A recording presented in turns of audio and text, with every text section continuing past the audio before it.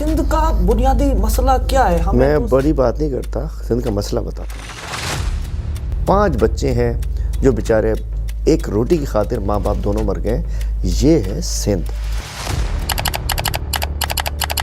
ایک بچہ بیمار تھا، اس کی دوائی کے لیے ماں کے پاس پیسے نہیں تھے، وہ جاتی ہے ڈیوائس کے پاس پیسے لینے کے لیے، وہ کہتے ہیں نہیں کل آنا، اس ڈیوائس سے لے لو، اس سے لے لو، اس سے لے لو۔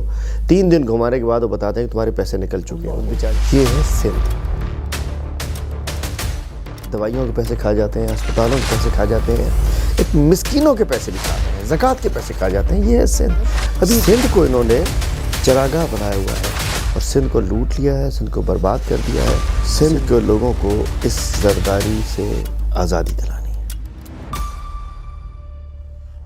سندھ کی سیاست کو آصف زرداری اور ان کی جو مافیا وہ اس کو اپنی ریاست سمجھتے ہیں سندھ کو، اور اپنی ریاست میں وہ نہیں چاہتے کہ کوئی آواز ان کے خلاف اٹھائے۔ یہ تو طے ہے کہ ہم نے کوئی پوزیشننگ نہیں لینی، کوئی ڈپٹی میئر شیئر ہم نے کچھ نہیں، میئر ہم بن نہیں سکتے۔ کسی کو سپورٹ کرنا ہے، مینس جماعت اسلامی کو سپورٹ کرنا ہے، اس کے اوپر ابھی ہماری چل رہی ہے۔ ہم سب سے بات یہ کہ انہوں نے کہا کہ میں انشاءاللہ ٹھیک ہو رہا ہوں اور سندھ کے لوگوں کو ناامیدی نہ رکھیں۔ انشاءاللہ ٹھیک ہونے کے بعد سب سے پہلا دورہ میرا سندھ ہوگا، تفصیلی دورہ ہوگا۔ سبسکرائب کریں اور بیل دبائیں تاکہ کوئی خبر رہ نہ جائے۔ السلام علیکم، آپ دیکھ رہے ہیں بول نیوز اور میں ہوں سید علی رضا۔ اس وقت میں شہر قائد کراچی میں موجود ہوں اور آج جو شخصیت میرے ساتھ موجود ہیں آپ کسی تعارف کے محتاج نہیں، پاکستان تحریک انصاف کے بہت بولڈ، بہت بلنڈ سپوک پرسن ہیں، خان صاحب کے بہت زیادہ قریب سمجھے جاتے ہیں۔ جب بھی سندھ کی سیاست کا نام آئے تو پاکستان تحریک انصاف کے جو بہت بریوری کے ساتھ ریپریزنٹیٹر ہوتے ہیں وہ ہوتے ہیں جناب حلیم عادل شیخ صاحب۔ آپ سندھ اسمبلی کے لیڈر آف اپوزیشن ہیں۔ سر، وقت دینے کا بہت شکریہ۔ یہ بتائیں کہ کیسے مزاج ہیں آپ کے، اور کل ہم نے دیکھا ویڈیوز دیکھے کہ آپ بغل گیر ہو رہے ہیں سعید غنی صاحب کے ساتھ، تو صلح ہوگی؟ نہیں، وہ کورٹ میں جج صاحب نے کہا کہ جی آپ لوگ صلح کر لیں، ختم کر دیں، تو اس کے اوپر انہوں نے کہا جی آپ گلے بھی مل لیں۔ تو جج کہہ رہا ہے تو دشمنی تو نہیں ہے نا، لیکن سیاسی طور پہ ایسا بھی نہیں ہے کہ وہ گلے مل لیے۔ انہوں نے کہا جی گلے مل لیں، لیکن کیس تو موجود ہے۔ اس کے اوپر جج صاحب نے کہا جی ختم کریں۔ سعید غنی صاحب سے انہوں نے کہا کہ آپ نے جو ہرجانہ کیا پیسوں کا، تو کیا عزت آپ کی پیسوں سے، مطلب پیسے زیادہ ہیں آپ کی عزت سے؟ پھر انہوں نے کہا، سعید غنی نے کہا جو ہوتا ہے، انہوں نے کہا کہ جی آپ بس، ان کے وکیل نے کہا کہ آپ لکھ دیں، یہ غلط الزامات ہیں۔ ہم نے کہا یہ نہیں لکھ کے دے سکتے، باقی مٹی پانی ہے تو پا دو، باقی کچھ نہیں ہے، باقی ہم چاہیے تیار ہیں، الزامات ہیں ثابت کرنے پڑیں گے۔ پھر دیکھیں تو پاکستان کی سیاست کا حلیم عادل واحد سیاستدان ہے کہ جس کے اوپر سب سے زیادہ اٹیک ہوتے ہیں اور سب سے زیادہ کیا کیسز بھی حلیم عادل کے اوپر بنے۔ وجہ یہ ہے کہ سندھ کی سیاست تبدیل ہو چکی ہے۔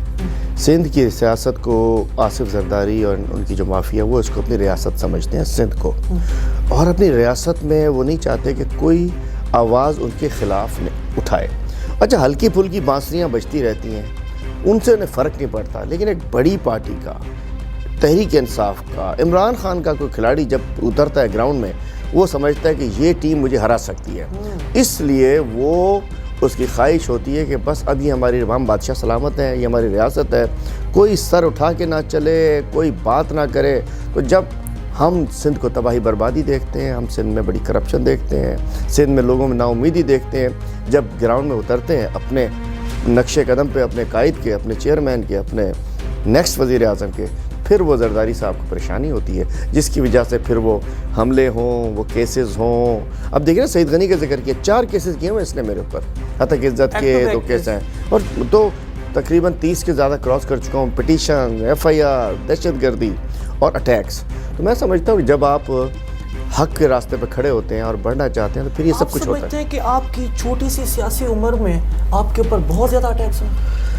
الٹیمیٹلی میں سمجھتا ہوں کہ نہیں ہوا اس طریقے سے کہ پورے سندھ کے ہر ضلع میں کوئی نہ کوئی کہ جہاں جاتا تھا پہلے اٹیک کراتے تھے اور مجھ پہ ہی کیس کراتے تھے۔ تو بات یہ ہے کہ لیکن اللہ کے کرم سے جب تک اللہ نے عزت دی ہوئی ہے، زندگی دی ہوئی ہے، بیٹھے ہیں۔ وہ کہتے ہیں جنہوں اللہ رکھے انہوں کون چکھے، آہو اس طرح۔ سر، کیا ہو رہا ہے پاکستان کی جو سیاست ہے وہ کس جانب جا رہی ہے؟ ابھی کراچی میں ہم نے دیکھا لوکل باڈی الیکشن ہوئے جس میں پاکستان تحریک انصاف کے بھی اعتراضات ہیں، اسی طرح جماعت اسلامی کے بھی اعتراضات ہیں، اور خبر یہ ہے کہ جماعت اسلامی اور تحریک انصاف ایک ہونے جا رہے ہیں کراچی میں. آپ باخبر نہیں ہیں. یہ خبر ہے مگر خبر نہیں بھی. دیکھیے ابھی it's too early to decide. ابھی تو ہماری بہت ساری سیٹیں 80 کے قریب ہماری سیٹس ہیں اور ان کا فیصلہ کافی ساری سیٹس کا تقریباً ہمیں 45 کے 42 43 سیٹس 45 ہمیں مل چکی ہیں. باقی کے ابھی ریکاؤنٹنگ ہم تو کہتے ہیں فارم 11 اور فارم اس کے تحت رزلٹ بنا دو. ابھی تو رزلٹ فائنل نہیں ہوئے اور پھر ابھی 11 سیٹوں پہ بھی الیکشن بھی ہونا ہے. تو میں سمجھتا ہوں کہ پہلے یہ فائنل ہو جائے, سارے رزلٹس آ جائیں اور ہم تو 2 وزارت عظمیٰ اعلیٰ چھوڑ دی ہم نے فیڈرل گورنمنٹ سے ہم نہیں جانا چاہ رہے, استعفے دیے ہوئے ہیں. تو ہم چاہتے ہیں کہ پہلے ہمارا مینڈیٹ ہمیں ملے, جو اوریجنل ہمارا مینڈیٹ جو چھینا گیا, پھر دیکھتے ہیں کیا کرتے ہیں. کیا کراچی میں وہی اسٹریٹجی آپ اپلائی کرنے جا رہے ہیں جو اسٹریٹجی خان صاحب نے اسلام آباد میں وفاق میں ہم نے دیکھا جس کے سب لوگ اکٹھے ہو گئے, خان ایک سائڈ پہ ہے, کیا کراچی میں بھی یہی فارمولہ ہے؟ تو میں سمجھتا ہوں کہ ہم چاہتے ہیں کہ نظام چلے, لیکن اگر ہمارے چوری شدہ مینڈیٹ کے ساتھ ہم نہیں جائیں گے. ابھی ہماری بات چیت چل رہی ہے, مختلف آراء ہیں. ایک آراء ہے کہ جی جماعت اسلامی کے ساتھ ان کو سپورٹ. یہ تو طے ہے کہ ہم نے کوئی پوزیشننگ نہیں لینی, کوئی ڈپٹی میئر شیئر ہم نے کچھ نہیں. میئر ہم بن نہیں سکتے, ڈپٹی میئر ہم نے لینا نہیں ہے. اب یہ ہے کہ کیا ہم نے کسی کو سپورٹ کرنا ہے, مینس جماعت اسلامی کو سپورٹ کرنا ہے. اس کے اوپر ابھی ہماری چل رہی ہے کہ ہم تحقیق کرنا چاہ رہے ہیں کہ یہ جو سیٹس آئی ہیں کیا یہ بھی کوئی بہت بڑی سازش تو نہیں ہے کہ ہماری سیٹیں چوری کر کے کسی کو دلوائی گئی ہوں. چونکہ باتیں تو چل رہی ہیں, بہت سارے کچھ ایسے معاملات ہوئے جب جماعت اسلامی نے اپنا دھرنا دیا تھا, اس وقت بھی کچھ چیزیں سامنے آئی تھیں. پھر بعد میں ایک سندھ کی سیاست میں ایک بہت بڑا کردار, ایک بہت بڑے ایک بلینر, ایک بلڈر کا وہ بڑا رول ہوتا ہے. سندھ کا بنیادی مسئلہ کیا ہے؟ ہمیں تو سندھ جب ہم داخل ہوں سندھ کی نگری میں تو ہمیں سندھ ایک بہت بڑا مسائلستان نظر آتا ہے کمپیریٹیولی ہم پنجاب کو دیکھتے ہیں. میں بڑی بات نہیں کرتا, سندھ کا مسئلہ بتاتا ہوں آپ کو جس سے آپ کو سارا کچھ سمجھ میں آ جائے گا. احساس ایمرجنسی کیش پروگرام میں اربوں روپے دیے, 60 ارب روپے سندھ میں بھی دیے گئے تھے. میسج جاتا تھا, بایو میٹرکس ہوتا تھا, ٹھیک ہو جاتا تھا. اب وہ بھی آ گیا ان لوگوں کے پاس, چوروں کے پاس. ابھی 2 روز قبل کیا ہوا ہے دادو میں, ایک بچہ بیمار تھا, اس کی دوائی کے لیے ماں کے پاس پیسے نہیں تھے. وہ جاتی ہے ڈیوائس کے پاس پیسے لینے کے لیے, وہ کہتے ہیں نہیں کل آنا, اس ڈیوائس سے لے لو, اس سے لے لو, اس سے لے لو. 3 دن گھمانے کے بعد وہ بتاتے ہیں کہ تمہارے پیسے نکل چکے ہیں. اس بیچاری سے کوئی پیسے, اور اس کے بعد جب وہ گھر جاتی ہے بچے سے کہتی ہے, بیٹے سے 15-16 سال کا, کہ جی میرے پاس تو پیسے نہیں ہے, تو بچہ خودکشی کر لیتا ہے.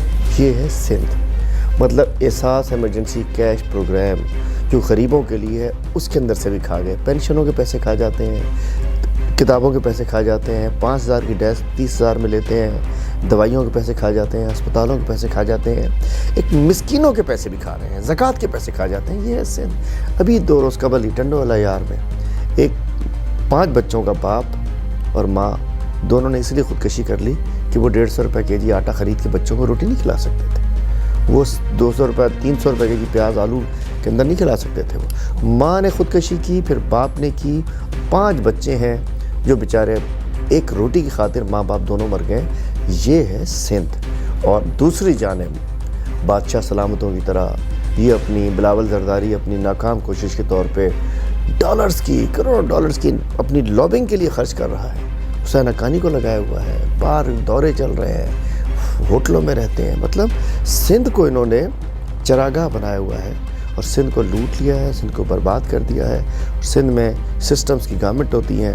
سندھ میں آپ چلیں تو صرف ڈیواسٹیڈ ہے. جس سیلاب کے اندر جو سندھ کے ساتھ ہوا ہے, آپ سوچ نہیں سکتے کہ اس سیلاب میں سندھ کے ساتھ کیا ہوا. پاکستان تحریک انصاف کے پاس سندھ کے لوگوں کے لیے کیا پلان ہے؟